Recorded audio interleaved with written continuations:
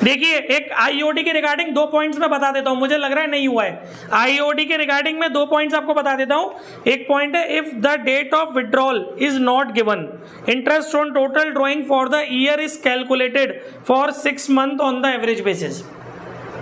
मतलब अगर आपको क्वेश्चन के अंदर ये नहीं पता है कि आपने ड्रॉइंग्स कितने टाइम के लिए की है ना, तो आप क्या करेंगे वहां पर 6 मंथ का आप निकालेंगे। अगर आपको पर एनम वर्ड दिया हुआ है लेकिन टाइमिंग्स आपको नहीं पता कि डेट ऑफ ड्राइंग नहीं पता किस दिन आपने ड्राइंग करी है, तो आप लोग जो ड्राइंग्स का टाइम मानेंगे वो 6 मंथ मानेंगे। ठीक है, जो इंटरेस्ट आप प्रोवाइड करेंगे वो 6 मंथ के लिए करेंगे। दूसरा point, when the rate of interest is given without the word per annum, interest is charged without considering the time factor, interest will be charge for 12 month. अगर आपको पर एनम नहीं दिया हुआ है तो आपको मंथ का ध्यान नहीं रखना है। जैसे वो कह रहा है कि 5% इंटरेस्ट ऑफ ड्राइंग है, तो आपको डायरेक्ट ड्राइंग्स पर 5% निकाल लेना है, आपको पर मंथ नहीं, मतलब मंथली कितने मंथ के लिए ड्राइंग हो रहेंगे। भले ही ड्राइंग की डेट दी हुई है लेकिन परसेंटेज आपको जो दी है ड्राइंग की इंटरेस्ट की, जो आपको परसेंटेज दी हुई है वो परसेंटेज अगर आपको पर एनम के बिना दी है तो आपको डेट ऑफ ड्राइंग से कोई मतलब नहीं है, आपको पूरे साल भर की इंटरेस्ट निकालनी है। ओके, बात समझ में आ गई? कोई डाउट?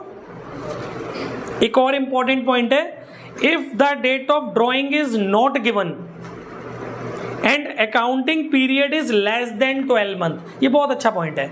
अगर आपकी डेट ऑफ ड्राइंग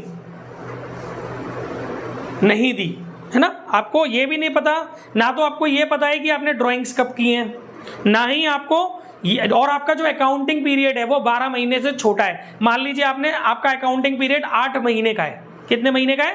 यानी कि आप अपने अकाउंट्स को 8 महीने के अंदर अंदर क्लोज कर लेते हैं। फिर क्या होगा? Then the interest on drawing is calculated for the half of the accounting period. कितनी शानदार बात है। अगर आपको ये नहीं पता है कि डेट ऑफ ड्राइंग नहीं पता, अभी मैंने आपको क्या रूल बताया था, मालूम है ये रूल क्यों एप्लीकेबल हो, ये रूल कैसे एप्लीकेबल हो रहा है? अभी हमने पीछे क्या समझा था कि डेट ऑफ ड्राइंग नहीं पता, पर एनम वर्ड लगा हुआ है, तो हम लोग क्या करते थे, परसेंटेज के साथ पर एनम वर्ड लगा हुआ है। सृष्टि मेरी बात समझो, डेट ऑफ ड्राइंग नहीं पता और परसेंटेज के साथ पर एनम वर्ड लगा हुआ है, तो आप लोग क्या कर रहे थे, 6 मंथ मान रहे थे कि नहीं मान रहे थे? वो 6 मंथ क्या था, 12 मंथ का अकाउंटिंग पीरियड होता है, उसका हाफ कर रहे थे आप 6 मंथ। अब सेम प्रोसीजर इसके साथ है कि आपको डेट ऑफ ड्राइंग नहीं पता किस दिन आपने ड्राइंग की है, परसेंटेज के साथ पर एनम लगा हुआ है, लेकिन आपका अकाउंटिंग पीरियड 12 महीने से कम का है, तो जितना भी आपका अकाउंटिंग पीरियड है उसका हाफ हो जाएगा। क्योंकि जब अकाउंटिंग पीरियड 12 महीने होता है तो हाफ होकर 6 महीने हो रहा है। अगर आपका अकाउंटिंग पीरियड 10 मंथ का है तो हाफ होकर आपकी जो एवरेज पीरियड रहेगी वो 5 मंथ हो जाएगी। ये बहुत इंपॉर्टेंट पॉइंट था, क्योंकि ये जरूरी नहीं है, इसके प्रैक्टिकल मेरी शीट में नहीं है, तो अभी आपको आगे मिसलेनियस में मिलेंगे नहीं, जरूर मिलेंगे मेरी थ्योरी से रिलेटेड। ठीक है, यहां तक था हमारा गाइस, ये हमारा टॉपिक था इंटरेस्ट ऑन ड्राइंग का। अब हम शुरू करने जा रहे हैं अपना main topic, distribution of profit among partners, profit and loss appropriation account. यानी कि आज हम समझेंगे कि प्रॉफिट का डिस्ट्रीब्यूशन पार्टनर्स के बीच में कैसे किया जाता है, कैसे profit and loss appropriation account तैयार किया जाता है। ठीक है, the profit and loss of the firm are distributed among the partners in an agreed ratio. मतलब इन लोगों के बीच में जो प्रॉफिट एंड लॉस बढ़ता है वो एक रेशियो में बढ़ता है। However if the partnership deed is silent, the firms profit and losses are to be shared equally by all the partner. अगर आपकी पार्टनरशिप डीड साइलेंट है तो आपको प्रॉफिट एंड लॉस कैसे बांटना है? इक्वल बांटना है। वो ना रहा है किसी का? कैसे देख रहे हो बार? For this purpose it is customary to prepare a profit and loss appropriation account. यानी कि इसके लिए आपको क्या करना पड़ेगा, प्रॉफिट और लॉस को पार्टनर्स के बीच में डिस्ट्रीब्यूट करने के लिए आपको profit and loss appropriation account बनाना पड़ेगा of the firm and ascertain the final figure of profit and loss to be distributed among the partner in their profit sharing ratio. Clear हो गया गाइस? आपको profit and loss appropriation account बनाना पड़ेगा और उसमें जाकर के आप लोग वो अमाउंट पता करेंगे जो आप पार्टनर्स के बीच में बांटने वाले हैं। इसके अलावा कुछ और बातें भी हमने डाली हैं इसके अंदर पीएनएल एप्रोप्रिएशन अकाउंट की। It is a nominal account, यानी आपको मालूम होना चाहिए पीएनएल एप्रोप्रिएशन अकाउंट कैसा होता है, नॉमिनल अकाउंट होता है। अगली बात, preparation of this account is guided by partnership deed और एग्रीमेंट। मतलब किस आधार पर ये बनता है, या तो आपकी डीड हो, उसके अकॉर्डिंग ही आपका एग्रीमेंट हो। मतलब इसका कोई फिक्स्ड फॉर्मेट नहीं है, ये आप अपनी डीड के अकॉर्डिंग जैसा आप लोग बैठ करके तय करोगे, जो आप पार्टनरशिप डीड में मेंशन करोगे, या अगर आपने डीड नहीं बनाई है तो आपने जो एग्रीमेंट किया है उसके अंदर जो आप मेंशन करोगे उसके अकॉर्डिंग बनता है। इसका कोई 1932 एक्ट वाला रूल कोई एप्लीकेबल नहीं होगा कि in the absence of partnership deed 1932 provisions active होंगे, वो सब है ही नहीं इसके अंदर। ये बनता है म्यूचुअल उस पर, है ना। आगे है बेटा, this account is an extension of profit and loss account. जो आपका प्रॉफिट एंड लॉस अकाउंट होता है ये उसका एक्सटेंशन है, मतलब उसके बाद बनता है, तो आप इसको प्रॉफिट एंड लॉस का एक एक्सटेंशन, एक एक्स्ट्रा पार्ट मान सकते हो, ठीक है। इट इज क्रेडिटेड, अब ध्यान से सुनेंगे, it is credited with the amount of net profit और debited with the amount of net loss which is transferred from the profit and loss account. यानी आप लोगों को समझ में आ रहा है बच्चों, इसके क्रेडिट साइड में सबसे पहले क्या जाता है, जो आप प्रॉफिट एंड लॉस अकाउंट बनाते हो वहां से जो आपका नेट प्रॉफिट निकल करके आता है उस नेट प्रॉफिट को आप इसके क्रेडिट में ट्रांसफर कर देते हो। मेरी बात समझ में आ रही है। और अगर आपका प्रॉफिट एंड लॉस अकाउंट से लॉस निकल के आया है तो आप इसको कहां डालेंगे, डेबिट में। एक एक बात याद रखना, ये सब न्यूमेरिकल है, नहीं तो इस सैटरडे को छोड़ूंगा नहीं तुम लोगों को, किसी को भी नंबर कम आगे तो। इसके बाद आगे क्या बोल रहा है, it is credited with the amount of interest on drawings of the partner which is income for the firm and debited with the items of appropriation of profit. यानी इसके क्रेडिट में क्या जाता है, इसके क्रेडिट में इंटरेस्ट ऑन ड्रॉइंग्स जो आप पार्टनरों से चार्ज करते हो, जो कि फर्म का प्रॉफिट है, वो इसके क्रेडिट में जाता है। क्या जाता है इसके क्रेडिट में, आईओडी, जो पार्टनरों से चार्ज की जाती है, ठीक है। और इसके डेबिट में क्या जाता है, एप्रोप्रिएशन ऑफ प्रॉफिट, प्रॉफिट्स का एप्रोप्रिएशन जाता है। इसके डेबिट में क्या जाता है, प्रॉफिट्स का एप्रोप्रिएशन। कौन कौन से प्रॉफिट के एप्रोप्रिएशन होते हैं, such as IOC of the partners, partner salary and commission etcetera. Am I clear. Debit में क्या जाता है, partner salary, partners commission, IOC. Credit में क्या जाता है, आईओडी। डेबिट में नेट लॉस जाता है, क्रेडिट में नेट प्रॉफिट जाता है, विच अराइव या which comes from PNL account. Clear, कोई दिक्कत। कितना आसान है, सारी चीज थ्योरी अच्छे से मैंने थ्योरी लिखी है इस पॉइंट से। मेरी थ्योरी कोई वो फालतू की चीज थोड़े ना जो और कोचिंग वाले नहीं पढ़ा रहे हैं। मैं थ्योरी वो नहीं दे रहा हूँ जो अननेसेसरी है, थ्योरी वो दे रहा हूँ जो टॉपिक से भी कनेक्ट हो जाओ और न्यूमेरिकल में हेल्प करे आपको। आगे क्या लिखा है, if the partner decided an amount is transferred to reserve. अगर पार्टनरों ने ये डिसाइड किया कि भैया थोड़ा बहुत अमाउंट हम लोग रिजर्व में भी ट्रांसफर करेंगे, कुछ अमाउंट हम लोग रिजर्व बनाएंगे उसमें डालेंगे, ऐसा बैठ करके उनका एग्रीमेंट हुआ है पार्टनर्स का। एंड बैलेंस प्रॉफिट, अब जो ये सब कांड करने के बाद, क्रेडिट में चीजें डालने के बाद और डेबिट में चीजें डालने के बाद, अब इस अकाउंट का जो बैलेंस आ रहा है, सृष्टि आप यहाँ फिजिकली प्रेजेंट हैं क्योंकि मुझे फील नहीं हो रहा सृष्टि होली पब्लिक जूनियर कॉलेज वाली यहाँ फिजिकली प्रेजेंट हैं, मेंटली मतलब फिजिकली तो प्रेजेंट है बट मेंटली प्रेजेंट नहीं है सृष्टि। मैं नाम ले लेके संबोधित करूंगा ताकि पेरेंट्स को पता चले कितने बच्चे पढ़ रहे हैं इस समय मेरे यहाँ। जो बच्चा गड़बड़ करेगा उसका नाम रिकॉर्डेड वीडियोस में आएगा।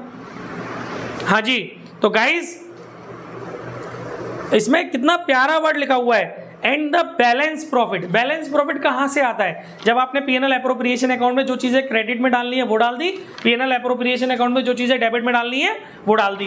क्रेडिट के टोटल में से डेबिट का टोटल आपने घटा लिया, अब जो बचा वो आपका क्या कहलाएगा, बैलेंस प्रॉफिट।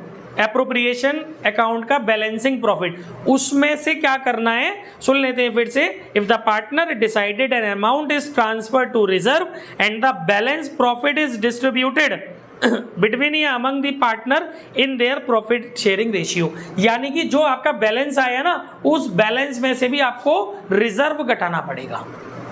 अगर पार्टनर ने थोड़ा सा रिजर्व मेंटेन करने की सोची है तो आपको पीएनएल एप्रोप्रिएशन के डेबिट साइड में दिखाना पड़ेगा वो reserve. Guys, reserve is not a appropriation of profit. याद रखना, रिजर्व प्रॉफिट एंड लॉस का एप्रोप्रिएशन नहीं है, बल्कि रिजर्व तो एक अमाउंट साइड में रखा गया है। वो निकाला कहां से जाता है रिजर्व, डिविजिबल प्रॉफिट में से।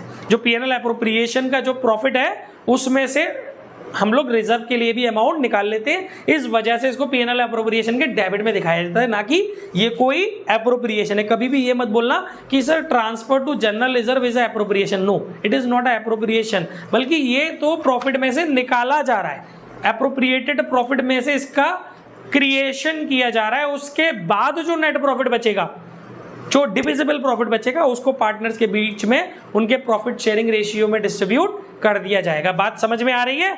कोई ऐसी बात जो अटपटी हो? कितने शानदार तरीके से मैं एक चीज समझा रहा हूं आपको, आगे सुनिए।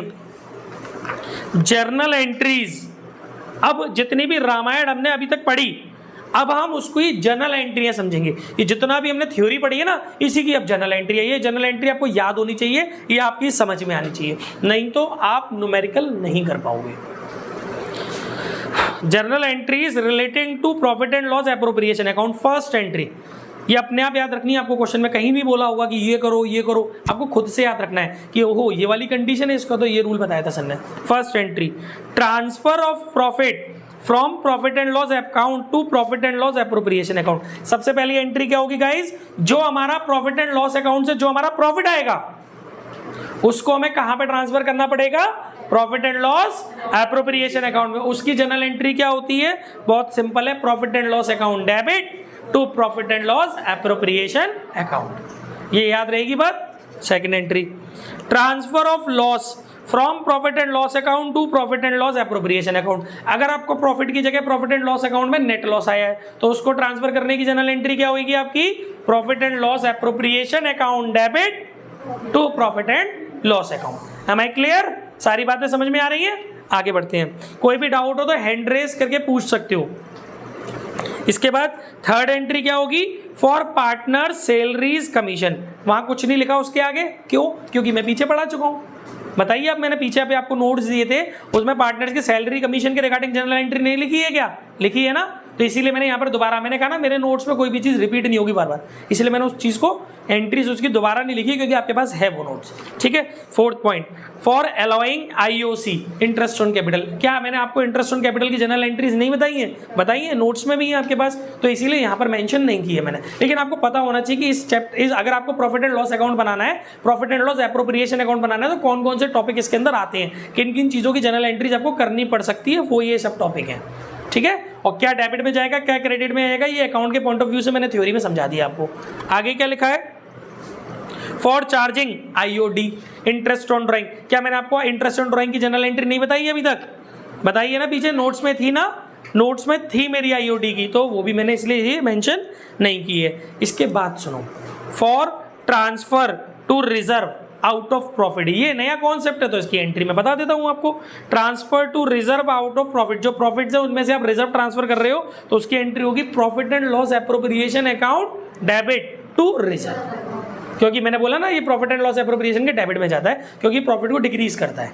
ठीक है। Profit and loss appropriation account debit to reserve. इसके बाद for transfer of credit balance of profit and loss appropriation account being divisible या डिस्ट्रीब्यूटेबल प्रॉफिट। देखो, ये क्रेडिट बैलेंस का मतलब क्या है? क्रेडिट बैलेंस का मतलब है आप क्रेडिट के टोटल में से डेबिट का टोटल घटा रहे हो, इसका एक अकाउंट बना रहे हो रफ में, है ना, प्रॉफिट एंड लॉस एप्रोप्रिएशन का अकाउंट बना रहे हो। वहां पर जितनी भी चीजें आपने क्रेडिट साइड में दिखाई है उनका सबका टोटल किया आपने, फिर जितनी भी चीजें आपने डेबिट साइड में दिखाई है उन सबका टोटल किया।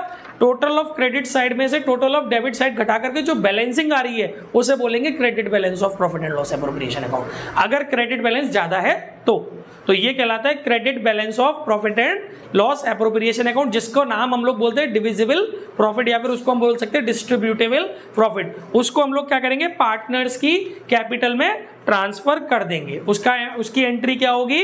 Profit and loss appropriation account debit to partners capital account, अगर आपकी कैपिटल फ्लक्चुएटिंग नेचर की है, या फिर टू पार्टनर्स करंट अकाउंट अगर आपकी कैपिटल फिक्स्ड नेचर की है मेरी। इसके बाद आगे क्या है guys? For transfer of debit balance of profit and loss appropriation account bracket में लॉस। अब देखो, डेबिट बैलेंस का मतलब क्या होगा?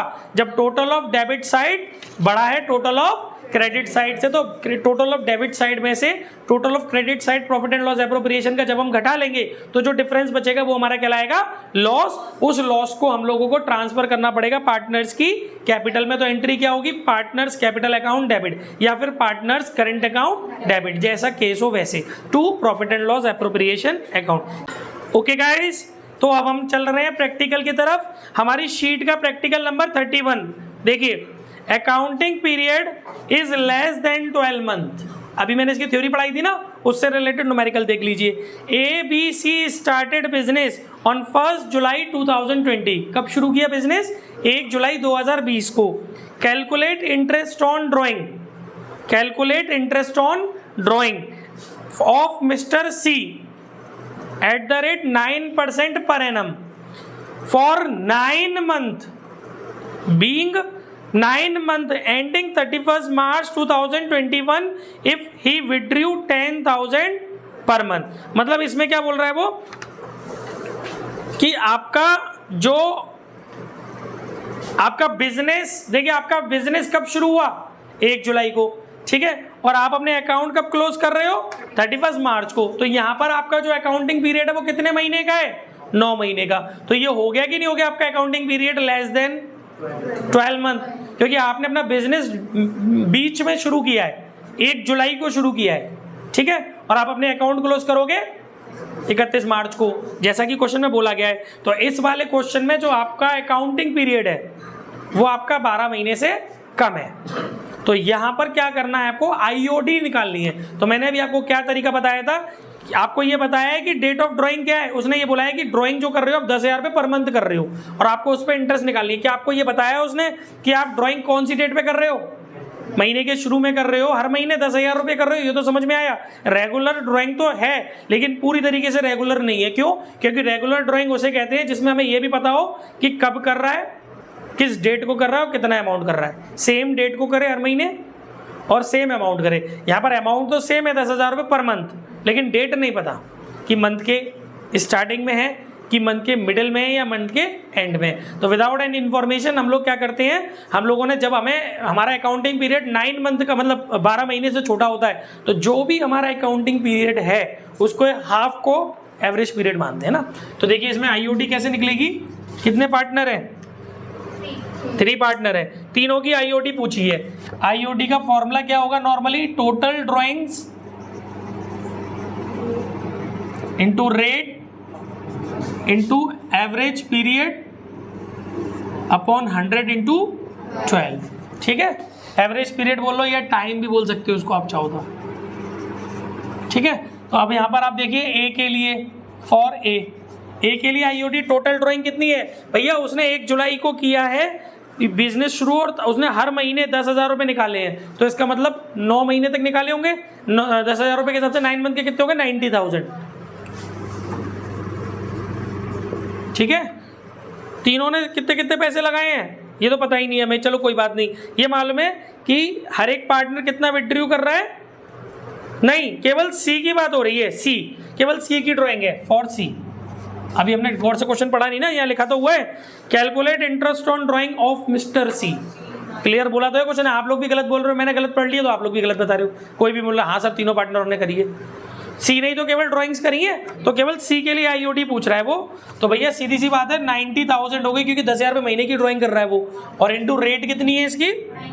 9%। और देखो उसके आगे पर एनम लग रहा है। सारी चीज़ें पॉसिबल होनी चाहिए, पर एनम भी लगा होना चाहिए और अकाउंटिंग पीरियड 12 महीने से छोटा होना चाहिए और डेट ऑफ ड्राइंग गिवन नहीं होनी चाहिए। ये तीनों चीज़ें होनी चाहिए, जब ये फॉर्मूला एप्लीकेबल होगा।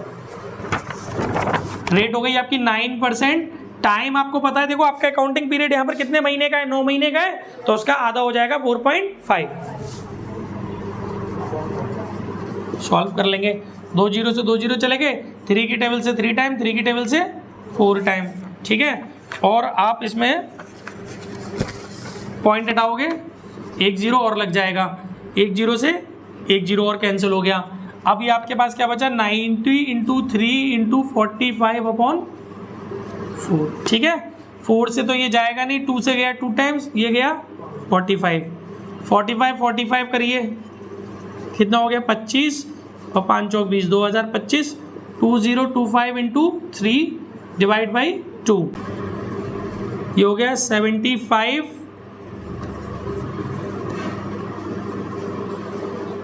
एक बार चेक कर ली बेटा, ये हो गई इसकी इंटरेस्ट ऑन ड्राइंग। क्लियर हो गया? इतना फर्म उससे चार्ज करेगी इंटरेस्ट। भाई टोटल ड्राइंग्स हो गई 90,000, 9% हो गया 4.5 डिवाइड 12, ये 2 जीरो से 2 जीरो कट गए, 3 से गया 3 बार, 3 से गया 4 बार, 4। अब आपके पास बचा 90 है ना, 90 बचा ना, 900 बचा था यहाँ पर, एक जीरो और काट दिया आपने, तो बचा 90 इंटू 3 इंटू 45 डिवाइड 4। ठीक है, क्लियर है गाइस? ये हमारा IOD से रिलेटेड क्वेश्चन था। अब हमारा नेक्स्ट टॉपिक है डिस्ट्रीब्यूशन ऑफ प्रॉफिट। तो अभी तो समय की सीमा खत्म हो गई, तो एक काम करेंगे, कल के टॉपिक में हम लोग डिस्ट्रीब्यूशन ऑफ प्रॉफिट के सम समझेंगे।